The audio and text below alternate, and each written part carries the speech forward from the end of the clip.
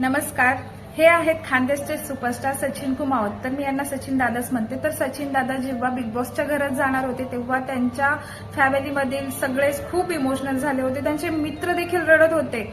बापरे, कितीच प्रेम करतात सगळे सचिन दादावरती आणि ते आहेत पण तसे गोड, इमोशनल, खूप खूप चांगले आहेत. गाणे पण इतके छान असतात त्यांचे. आता किती ट्रेंडिंग, संपूर्ण महाराष्ट्राचे फेवरेट आहेत ते. पण त्यांचे जो एक व्हिडिओ व्हायरल झाला होता त्यांचा आणि त्यांच्या वाईफचा, आरतीताईचा, तर त्याच्यावर काही लोकांनी निगेटिव्ह आणि पॉझिटिव्ह दोन्ही कमेंट होत्या. पण सगळ्यात जास्त खूप प्रेम करतात लोक सचिन दादावरती.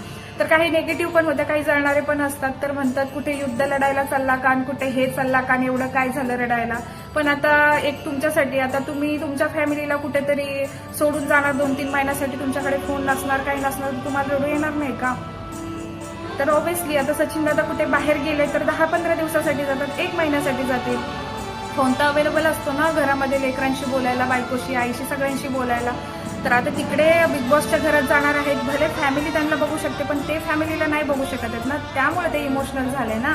आता इतक्या दिवस कोणालाच सवय नसते की आपल्या परिवाराला सोडून इतक्या दिवस कुठेतरी लांब राहणार. आता ते जातील आणि पूर्ण विश्वास तर आहे सचिन दादावर, एवढे लोक प्रेम करतात तर ते जिंकून ट्रॉफी घेऊनच येतील.